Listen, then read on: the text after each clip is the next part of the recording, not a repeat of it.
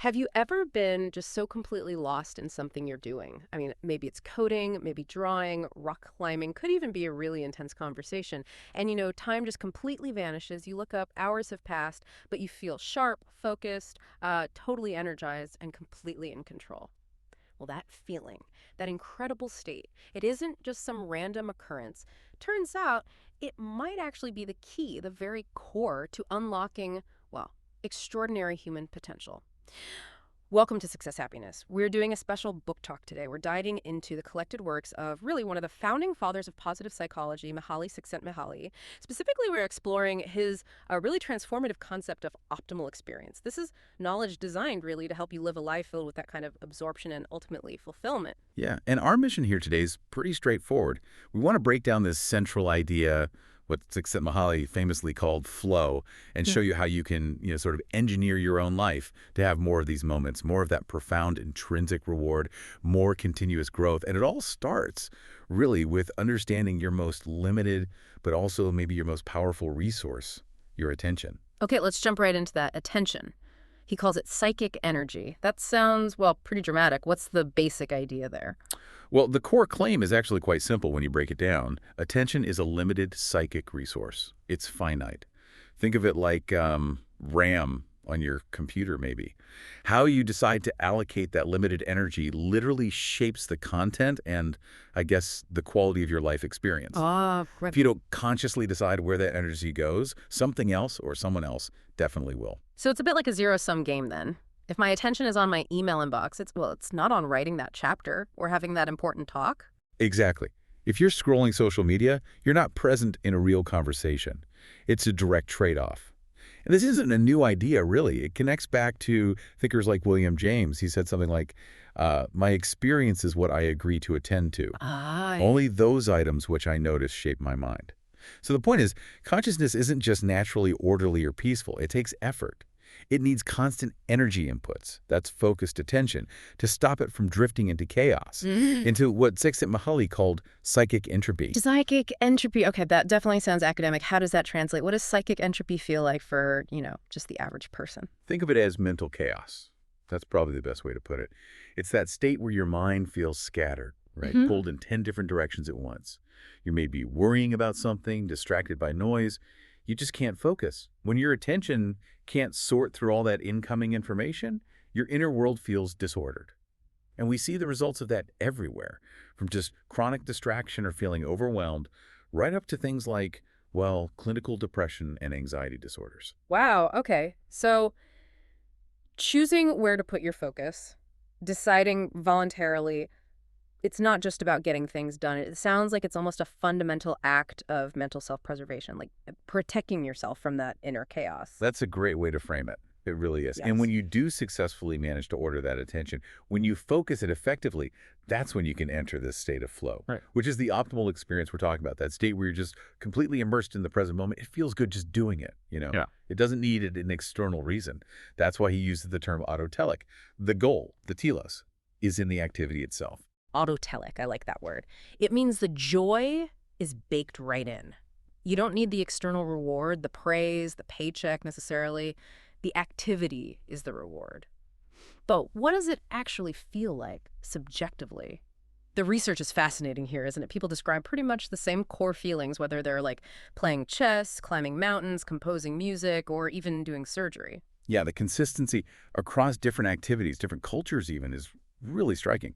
The first key characteristic people report is this merging of action and awareness. You stop thinking about what you're doing. You're just doing it. Yeah. Your actions feel spontaneous, almost automatic, even if they're highly skilled.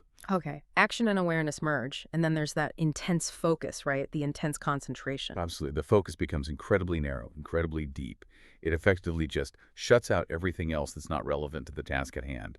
All the usual worries, distractions, they just fade away. It can be powerful enough to block out even like basic physical needs or external events. There's a great quote from a composer Csikszentmihalyi studied. Yeah. He said something like, I am really quite oblivious to my surroundings after I really get going. The phone could ring and the doorbell could ring or the house burn down. The house could burn down. Wow. I really do shut out the world. Yeah. That's the level of concentration we're talking about. That is some serious focus. Okay, what about the feeling of control? Because, some activities where people find flow, like, say, high-stakes surgery or extreme sports, they seem objectively really risky. How does control fit in? That's the third characteristic, Mm, a strong sense of control. Now, this doesn't mean the activity is objectively easy or safe. It means you feel like you can handle the situation. You feel competent. You understand the challenges. You believe you have the necessary skills, and you feel confident you know how to respond to whatever comes up. hmm That perceived control creates a kind of psychological safety, even if there's real physical risk involved. Right, it's about perceived ability to handle the demands, not the absence of demands. Exactly. Then, fourth, and this one's really interesting, is the loss of reflective self-consciousness. Ah, the inner critic disappears. Pretty much. The part of you that usually worries about how you look, what others think, the social medias, it just goes quiet. You're too absorbed in the doing to worry about the self. Your ego kind of takes a back seat. That sounds blissful, frankly. It often is. And finally, there's that common experience of the altered sense of time. Yeah, time gets weird. Usually people say it speeds up, right? Hours feel like minutes. Most commonly, yes, time compresses. Though sometimes in very short, intense activities, it can feel like it slows down, like in a car skid or something. But usually, it flies by. The thinking is time perception is linked to how much information consciousness is processing that isn't related to the main task. In flow, all your psychic energy is on the task. You're not really allocating attention to tracking minutes and hours, so your subjective experience is that time just shrinks. There was that rock climber example, wasn't there? Yeah, perfect illustration. He said something like, all I can remember is the last 30 seconds, and all I can think ahead is the next 5 minutes. The past and future, outside that immediate window of action, they just cease to matter. Okay, so those are the hallmarks. Action awareness merging, intense focus, sense of control, loss of self-consciousness, altered time. We know what it feels like now. But how do we actually get there? It's not guaranteed, is it? Just doing something fun isn't enough. No, definitely not. Flow requires very specific conditions. It hinges on what Csikszentmihalyi called the dynamic equilibrium. Basically, flow happens most readily when there's a very fine balance, a kind of sweet spot, between the challenges presented by the activity Okay. and your own perceived skills in relation to that activity. Right, the challenge skill balance. And crucially, the research stresses both the challenge and your skill level need to be above your personal average baseline, right? You have to be stretching yourself, pushing a bit. Precisely. You can't really find deep flow doing something trivial or mind-numbingly easy, like watching reruns maybe. Yeah. Both challenge and skill need to be relatively high for you. So if you map that out, you can see where things go wrong.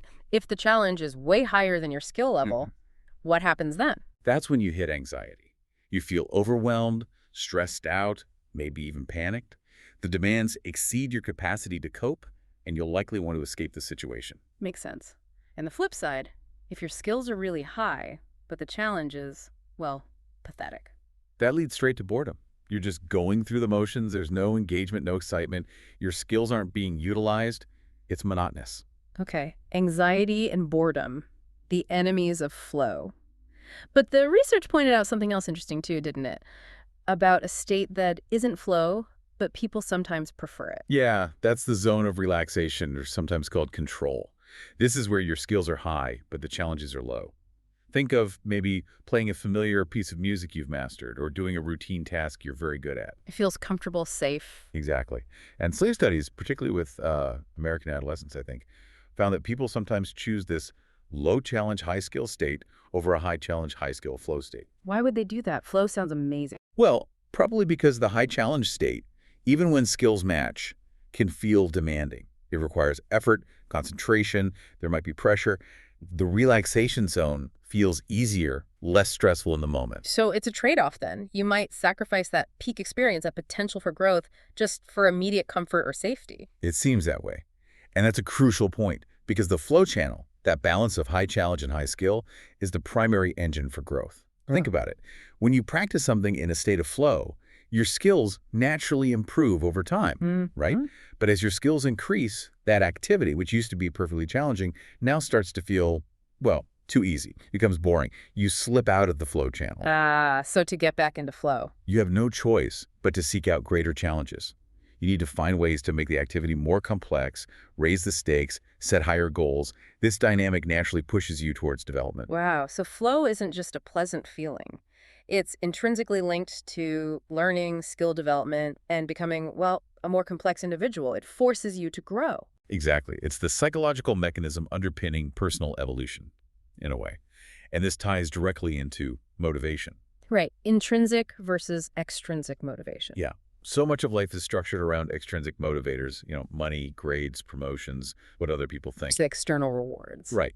But Csikszentmihalyi's work really highlights the power of intrinsic motivation doing something, simply because the act of doing it is its own reward. That autotelic quality again.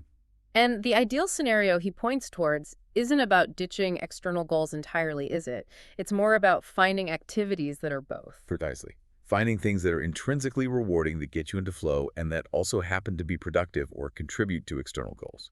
He uses the analogy of solving the ant and the grasshopper fable. Be both. Work hard and enjoy the process. Find ways to invest your psychic energy, your attention in things that feel good to do and build towards something meaningful. That's the sweet spot for a fulfilling life. But why does just focusing feel good? Apart from achieving something, why is that voluntary concentration inherently pleasant? Well, beyond the task itself, it seems to tap into a deeper psychological need. It relates to overcoming what some philosophers call ontological anxiety. Ontological anxiety. Okay, another term.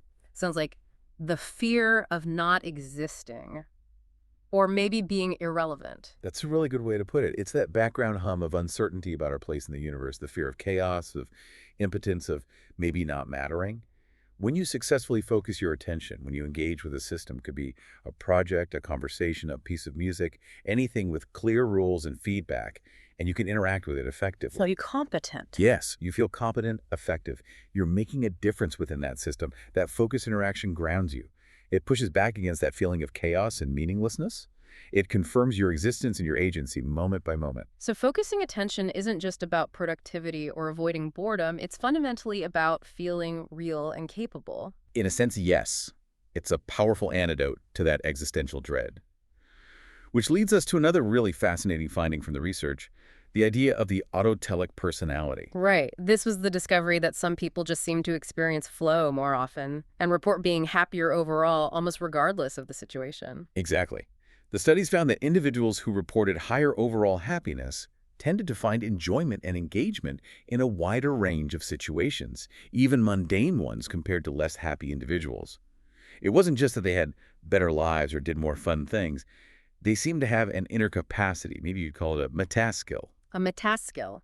Like a skill for finding flow itself. Kind of, yeah. A skill for structuring their consciousness, for finding opportunities for engagement and enjoyment, even in things others might find boring or stressful.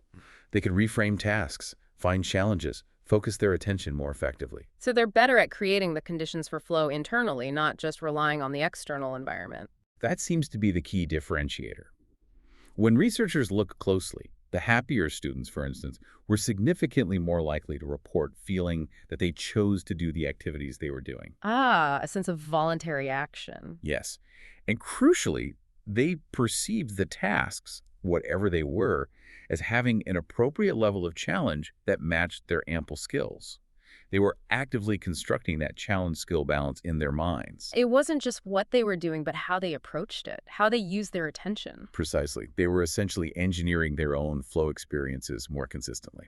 Okay, so let's pull this all together. We've talked about attention as this crucial, limited resource psychic energy. We've looked at what flow actually feels like, those 5 core characteristics. And we've explored how it happens, that critical balance between high challenge and high skill, which drives growth. The main takeaway here for you, listening, seems crystal clear. Your ability to consciously control, to direct, to focus your psychic energy. That is the absolute foundation for your happiness, your fulfillment, and your personal development. It really is the master key. And if you want one final thought to really chew on from Csikszentmihalyi's work, consider this rather profound idea about our place in the grand scheme of things.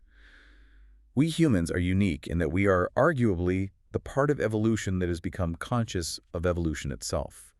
We're aware of this drive towards increasing complexity in the universe. Okay. So when you deliberately seek out flow, especially in activities that promote differentiation, that is, developing your unique skills and talents, and integration, connecting with larger systems, like contributing to a community, solving complex problems. You're not just having fun or improving yourself, you're making an active, conscious choice to participate in that evolutionary process. Wow, that frames it very differently. So by seeking flow and complexity. You are, in a very real sense, taking responsibility for shaping the future.